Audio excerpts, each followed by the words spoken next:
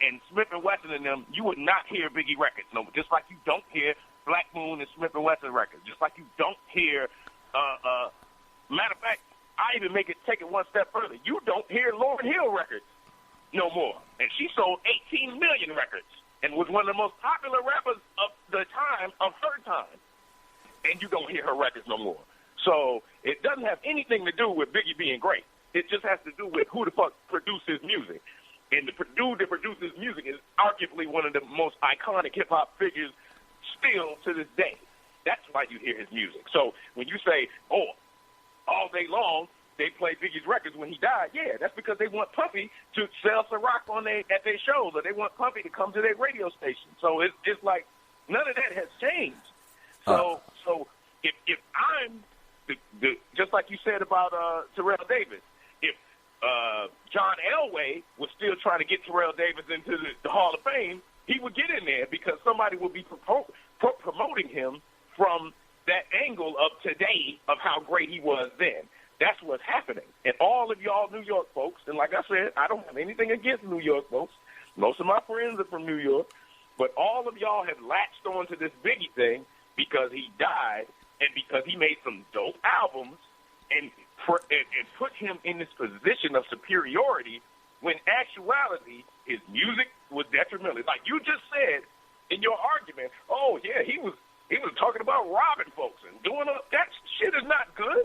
So if your only contribution to hip-hop total negative imagery and what the negative imagery flipped from I'm ready to kill myself or I'm ready to kill you and sell drugs on this rooftop to feed my children to I'm flossing and I'm spending all my money and I'm blowing up Bentleys and squandering money and not teaching black folks how to do anything positive, and you're still going to put this man in a moniker. It's the same way I feel about Tupac. Whether Tupac is guilty, whether he did it or not, he was convicted of rape. He was a known drug dealer. He shot at the fucking cop. He invented thug life. And for some reason, we want to praise this nigga every month, every year on his birthday, like he was Jesus Christ or he was Martin Luther King. Like he was just as influential in the black culture struggle as anybody else when he was just a fucking thug. Yo, can I interject, man? Go ahead. This ManDeleon. ManDeleon. Okay, y'all hear me? We hear you. Oh yeah, we hear you. Okay, so look. So I don't even know where to start because y'all kind of been going at it for a minute, right? Yep. So let me just say, like Pac, right? Like everybody changed. Either it was Biggie or Pac. They both changed as they went on, right? Right. Pac started out like for one, Pac started out as a roadie for Digital Underground, right? He was the nigga carrying the speakers. You see him on the Humpty Hump video. This nigga doing a Humpty Hump, right? The first joint you heard him on was the All Around the World Same Song from the movie soundtrack shit, right? Right. That's the first joint you even heard Pac on. Then Pac came out with They Got Me Trapped, and then the Violence joint and all of that, like on the on his first album, right? But really, Pac now we talking East Coast, West Coast shit. Pac wasn't born in Oakland. Pac was born in New York somewhere, went to school in Baltimore, went to performing arts school with Jada Pinkett. Right. Right? Right. Them niggas was growing up listening to Will Smith, doing videos, doing Will Smith videos and shit in school. Right? But Pac transforming it at the thug life shit later on. Pac always had a message. Right?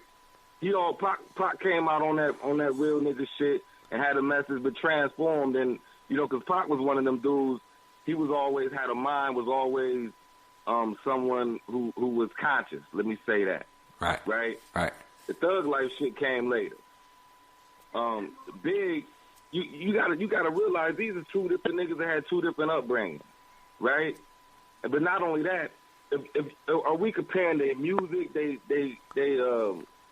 discography or just the type of or album sales?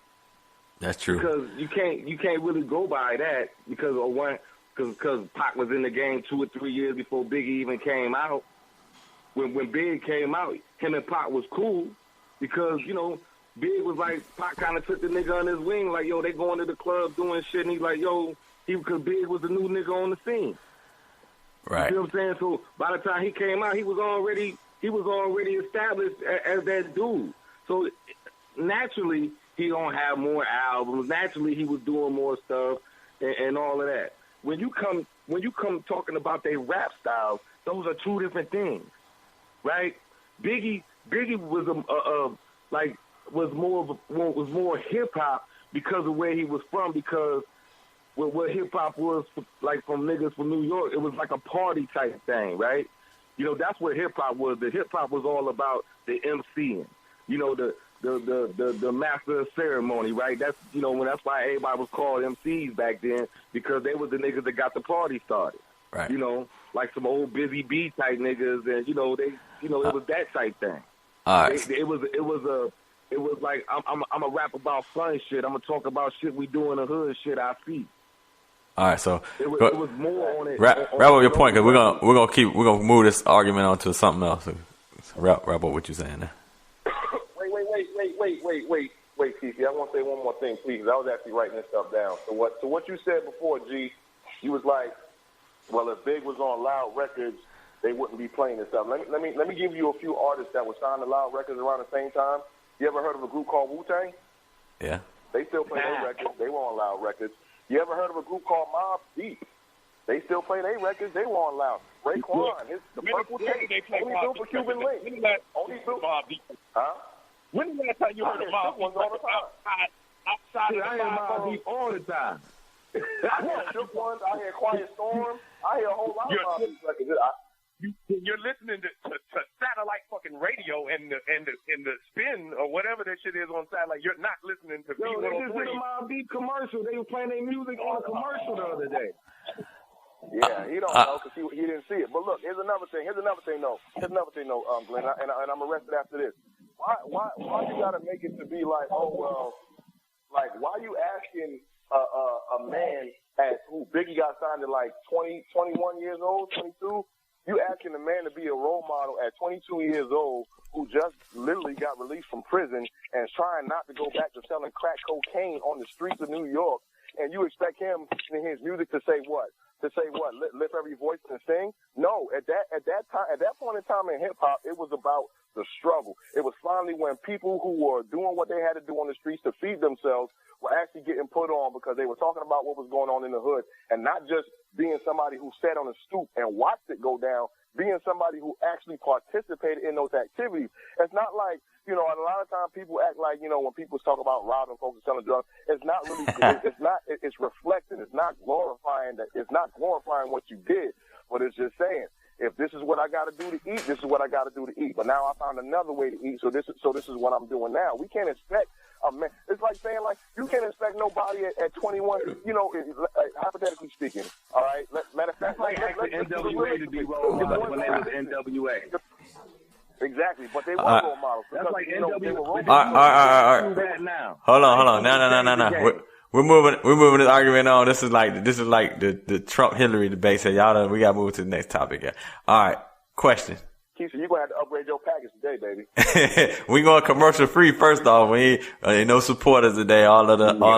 This is everything y'all just said don't make no damn sense. But I'll let it slide. We gotta move. Yeah. So the next thing I'm gonna start dropping rappers' names. Y'all let me know if they. Wait. One second.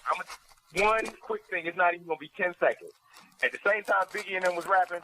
So was De La Soul. So was Tribe Called Quest. So was Common. So there was areas for you not to talk about selling crack, especially if you had already been locked up and had friends killed from it. Why the fuck would you predicate your music on selling that lifestyle? Anyway, go ahead. So the era, that's when they was rapping, but the era was changing. All right, so all right, go ahead, I'm gonna drop artists. I'm gonna drop artists, and then y'all. Since we got a roundtable going on here, y'all let me know if you feel like they're in your top 10. All right, so Ice Cube. Yeah. That's ManDeleon, right? All right. Yeah, all right. All right. He's in my top 5. He was in my top 5. He in your top 5. What about you, Microwave? I say yes. What about you, Greggo? Yes. Yeah, he's in my top 10. Okay. So I got a top 10 list. Everybody agree on Ice Cube. Okay. That's cool. That's Jay-Z. Yeah. Yes. I say yes. No. Jay-Z don't make top 10 rappers, man? That's gotta be G. Yeah, We know who that is. I can't put a dude who only raps about one thing in the top 10. He only raps about Boston and stuff. Dude, are you? Come on, He's man. 40 years old and owns a basketball team and still raps about selling kilos. I can't put him in the top 10. He's never changed his. That's like Biz Marquis in the top 10. The fuck is y'all talking about? Oh, my God. Oh, my God. What you got? He got Kanye as the best rapper of all time, but he don't got Jay-Z in his top. Look, man, you gotta understand something, man. So it wouldn't even be no Kanye without Jay-Z.